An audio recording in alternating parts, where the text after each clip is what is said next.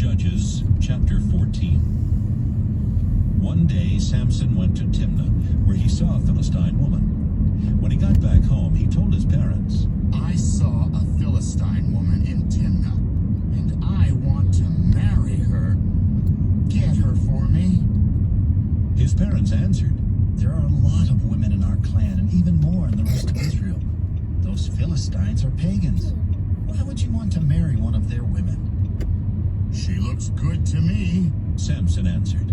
Get her for me. At that time, the Philistines were in control of Israel, and the Lord wanted to stir up trouble for them. That's why he made Samson desire that woman. As Samson and his parents reached the vineyards near Timnah, a fierce young lion suddenly roared and attacked Samson. But the Lord's Spirit took control of Samson, and with his bare hands he tore the lion apart as though it had been a young goat. His parents didn't know what he had done, and he didn't tell them.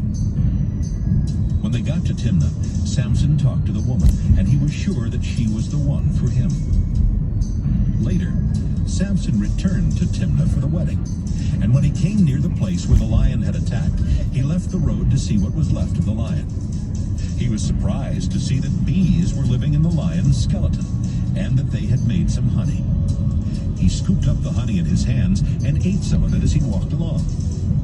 When he got back to his parents, he gave them some of the honey and they ate it too. But he didn't tell them he had found the honey in the skeleton of a lion.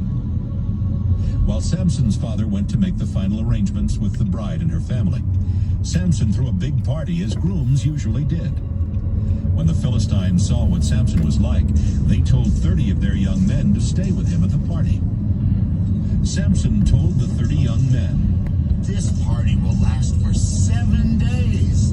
Let's make a bet. I'll tell you a riddle, and if you can tell me the right answer before the party is over, I'll give each one of you a shirt and a full change of clothing. But if you can't tell me the answer, then each of you will have to give me a shirt and a full change of clothing. It's a bet, the Philistine said. Tell us the riddle. Samson said, Once so strong and mighty, now so sweet and tasty. 3 days went by, and the Philistine young men had not come up with the right answer. Finally, on the 7th day of the party, they went to Samson's bride and said, You had better trick your husband into telling you So the answer to sweet his and- riddle. Have you invited Once us here so just to strong. rob us? Once so If strong you and don't mighty, find out the now so answer, sweet we will and burn you and your family to tasty. death. Samson's bride went to him and started crying in his arms. You must really hate me. She sobbed. If you love me at all, you would have told me the answer to your riddle. Oh, but I haven't even told my parents the answer. Samson replied. Why should I tell you? For the entire 7 days of the party, she had been whining and trying to get the answer from him. But that 7th day, she put so much pressure on Samson that he finally gave in and told her the answer. She went straight to the young men and told them. Before sunset that day, the men of the town went to Samson with this answer. A lion is the strongest, honey is the sweetest. Samson replied, This answer you have given me doubtless came from my bride-to-be. Then the Lord's Spirit took control of Samson. He went to Ashkelon, where he killed 30 men and took their clothing. Samson then gave it to the 30 young men at Timnah and stormed back home to his own family. The father of the bride had Samson's wife marry one of the 30 young men that had been at Samson's party. Judges chapter 15. What? Later during the wheat harvest, Samson went to visit the young woman he thought was still his wife. He brought along a young goat as a gift and said to her father, I want to go into my wife's bedroom. You can't do that. He replied. When you left the way you did, I thought you were divorcing her. So I arranged for her to marry one of the young men who were at your party.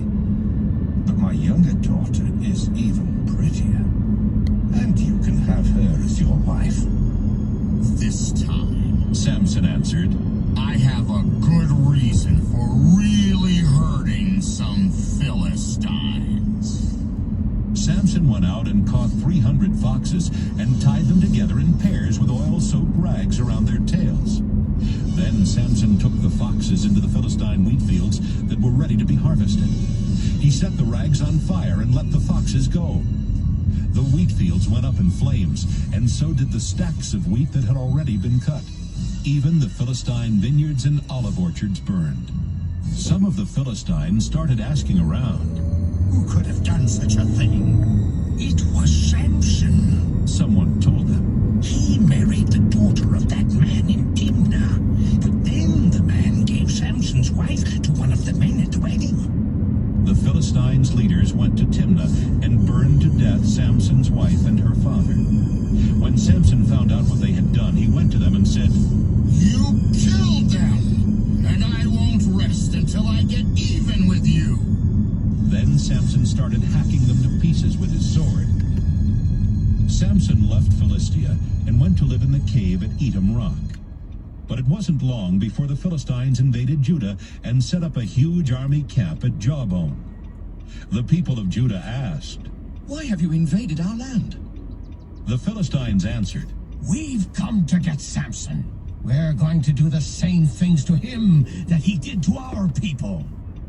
3,000 men from Judah went to the cave at Etam Rock and said to Samson, Don't you know that the Philistines rule us and they will punish us for what you did?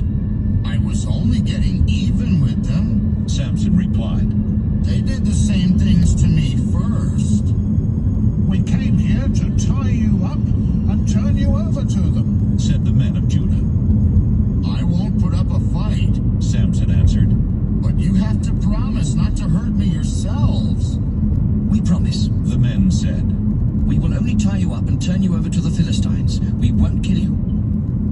Then they tied up his hands and arms with 2 brand new ropes and led him away from Etam Rock.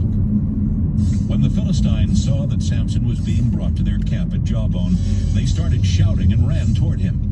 But the Lord's Spirit took control of Samson, and Samson broke the ropes as though they were pieces of burnt cloth.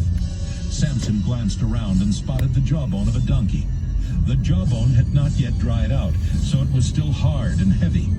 Samson grabbed it and started hitting Philistines. He killed 1,000 of them.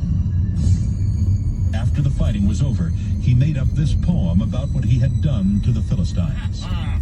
I used a donkey's jawbone to kill 1,000 men. I beat them with this jawbone over and over again. Samson tossed the jawbone on the ground and decided to call the place Jawbone Hill. It is still called that today. Samson was so thirsty that he prayed, Our Lord, you helped me win a battle against a whole army. Please don't let me die of thirst now. Those heathen Philistines will carry off my dead body. Samson was tired and weary, but God sent water gushing from a rock. Samson drank some and felt strong again. Samson named the place Caller Spring because he had called out to God for help. The spring is still there at Jawbone. Samson was a leader of Israel for 20 years, but the Philistines were still the rulers of Israel.